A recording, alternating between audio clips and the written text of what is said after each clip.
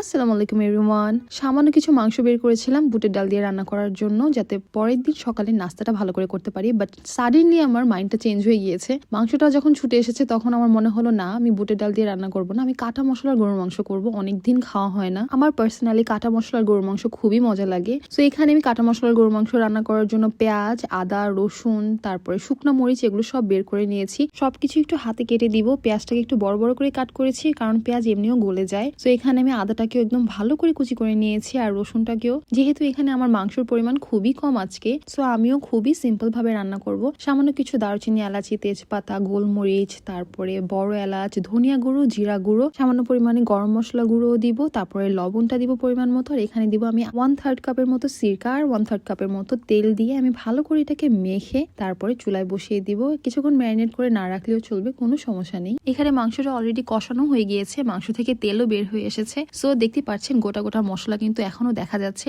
আমি একটু ভালো করে নেড়ে ছেড়ে এখানে 1 কাপের মতো পানি দিয়ে দিলাম, কারণ আমার মাংসটা অলরেডি কুক হয়ে গিয়েছে। আর এখানে আমি মাংসের সাথে খাওয়ার জন্য বেগুনও ভেজে নিব। সো প্রথম বেগুনটাই আমার এরকম পোকা বের হয়েছে, সো ওটা ফেলে দিতে হয়েছে। এখন জাস্ট আরেকটা বেগুন কাট করে নিয়েছি সুন্দর করে, আর এখানে শুধু হলুদ, মরিচ আর লবণ দিয়ে মেখে নিয়েছি। চুলায় ভাজতে দেওয়ার পরে আমার মনে পড়লো যে আমি না ব্রেড ক্রাম দিয়ে করতে চেয়েছিলাম, ওটা একটু অনেক বেশি ক্রিস্পি টাইপের হয়ে থাকে। বাট যেহেতু ভুলে গিয়েছি, ইনশাল্লাহ নেক্সট টাইমে আমি ব্রেড ক্রাম দিয়ে আবার করে আপনাদের সাথে ভিডিও শেয়ার করব। এখানে বেগুনটা অলমোস্ট আমার 1 পিঠ ভাজা হয়ে গিয়েছে, আর এখানে আমার গরুর মাংসটা পুরাই রান্না হয়ে গিয়েছে।